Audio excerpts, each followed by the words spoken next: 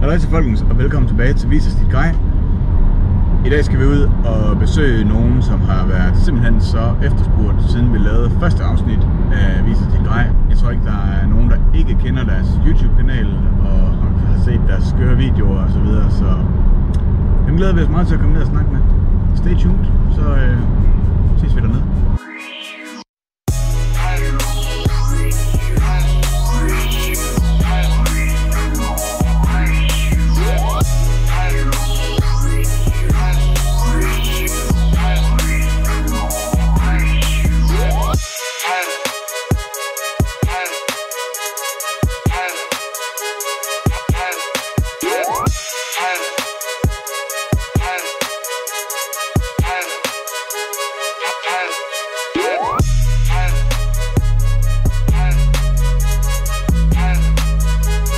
Det her det er Brian Ink, og alt hvad vi gør her, det er på eget ansvar. Så husk, don't do this at home.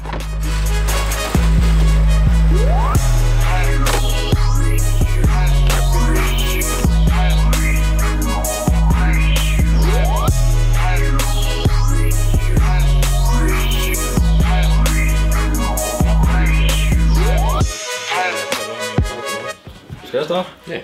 Jamen, mit navn det er Magnus Zink. Bliver kaldt for Zink, fordi jeg synes Magnus det er et ulækkert navn. Jeg er 17,5 år, og jeg er rigtig stolt medejer af kanalen Brian Ink. Ja, og jeg er en af de andre medejere af Brian Ink, Jonas Sørensen, 17 år, fra den her dejlige landsdel Sønderjylland selvfølgelig. Og ja, vi går i 2G inde på Texio Mor, og det er fandme fedt. Hvordan kom I i gang med at lave jeres egen YouTube-kanal?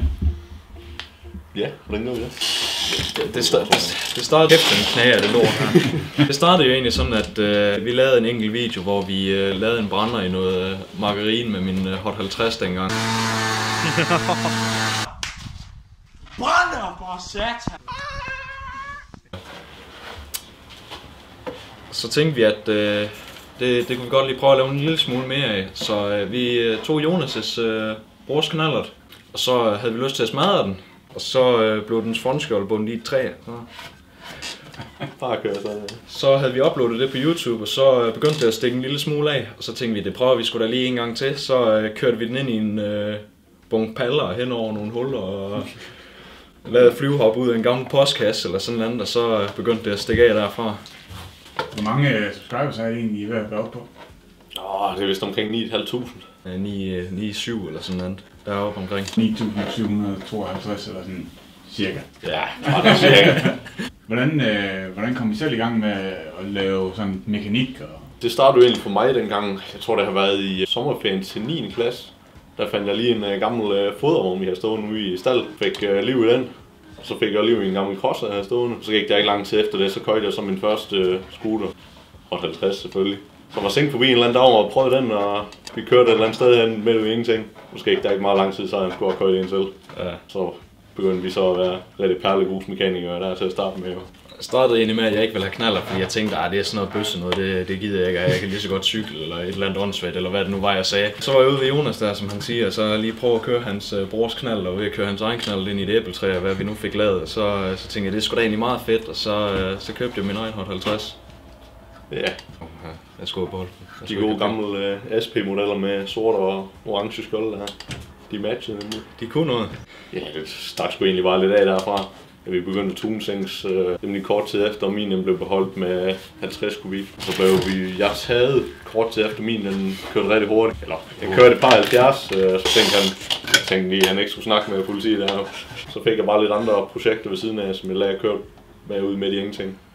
Første gang jeg blev taget, det var i 1.G.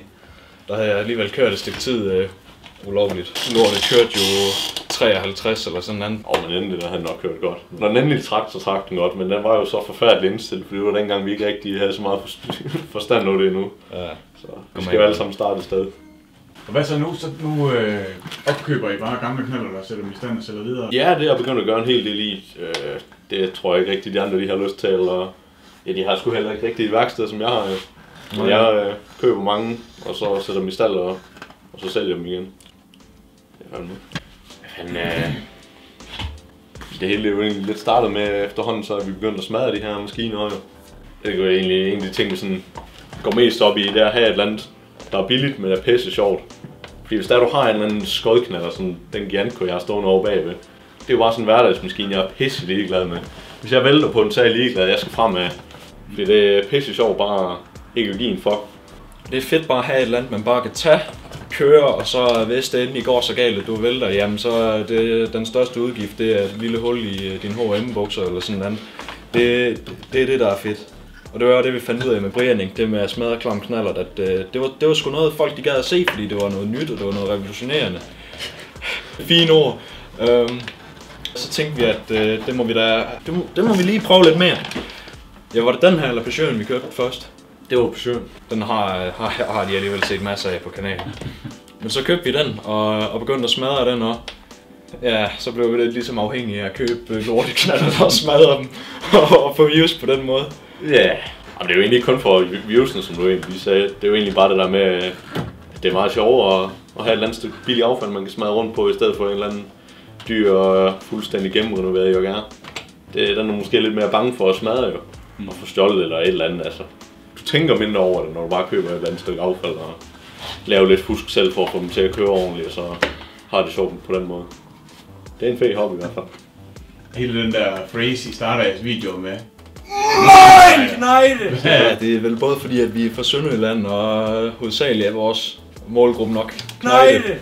Så sådan møgen knejde, det var jo catchy, så det var det, vi begyndte at sige. Og det var ikke fordi, vi så den bag på en hættetrøje engang. Nej. Den kom bag på vores egen nu. Ja, det er vores nu. Ja. I laver også nogle guides og noget på kanalen. Hvordan kom det op at stå, og hvad er ideen med dem? Jo, men jeg tænker da egentlig, det er sådan lidt for at have noget, hvad kan man sige, content til alle, så vi ikke kun har én målgruppe. Fordi vi har selvfølgelig mange af de der lidt ældre videoer, var det hovedsageligt. Det var de der meget sådan smadrede videoer, kan man vel sige, hvor vi kørte en knald i væg og smadrede dem fuldstændig. Så er vi begyndt at lave nogle lidt mere seriøse videoer, hvor jeg for eksempel har projekter her i værkstedet og renovere og lære egentlig, hvordan man selv ude i værkstedet kan ligesom lære at skrue i knalder og så videre. Fordi det vi ved, det er jo både at ligesom underholde og så ligesom skabe nye talenter, hvis man kan sige det sådan. Ligesom for andre med på det her med at skrue i knald og have en hobby med mekanik og så videre. Fordi det er jo en fed hobby at have, at man kan ligesom lave det, man selv kører på og have noget at gå op i. Det er jo meget vigtigt, for man ikke ender ud i alt muligt skrammel. Så det Ja, nu er det alt muligt skræmmende, ja. jo, men altså, hvis man sidder og keder sig, så får man en dårlig idé, og så er det måske bedre at have noget at gå op i. Altså heller ikke om det er særlig gode idéer, vi er kommet med på Brianing, men Nej, det er jo bare sådan, den lader vi sgu bare ligge der. det er jo for hyggens skyld, altså det er jo ikke, der er jo ikke noget ondsendt i at køre på en eller anden knald hurtigt. Nej, ikke på kamera i hvert fald. Så ja, det er jo egentlig bare for at have noget varieret content, sådan alle de har et eller andet, de kan bruge til noget. Så hvis man bare vil have et godt grin, så kan man godt få det, og hvis man lærer, hvordan man skifter cylinderkit på sin hot, så kan man også lære det, altså så får alle ligesom noget ud af det i sidste ende. Står og sidde på mit lår, så siger du bare til, jo. Gå væk. Så kan du komme væk, hva'? Ja, det kunne jeg. Hvad skal vi smide? Der går 9 stykker af. Vi vil lande lige midt i et redaktionsmøde på Brianing. Hvordan fanden finder vi noget at smage? Får der ikke et eller andet? Ja, det er hårdt, det er rigtigt.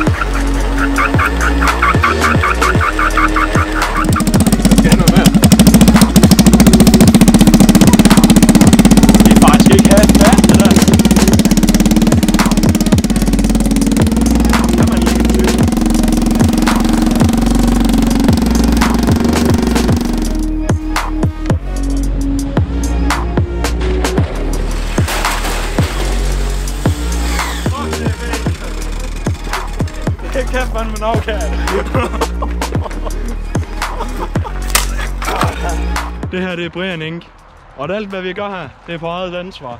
Så husk, don't do this at home. Vi er trænede spasser. Hun er heller ikke særlig køn, så hvorfor skulle scooteren med den? Det har jeg aldrig sagt af dig.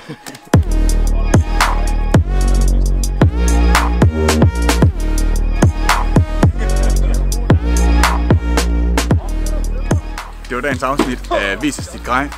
Er I bare halvt så skøre i hovedet som de her drenge? Eller har I noget andet spændende grej, I synes, vi skal komme og tjekke ud? Skriv til os på info@speedline.dk. Skriv Vis os dit grej i emnefeltet. Send på billeder med. Beskriv lidt, hvad det handler om. Så tager vi kontakt til jer. Indtil vi ses igen. Stay tuned. Peace out.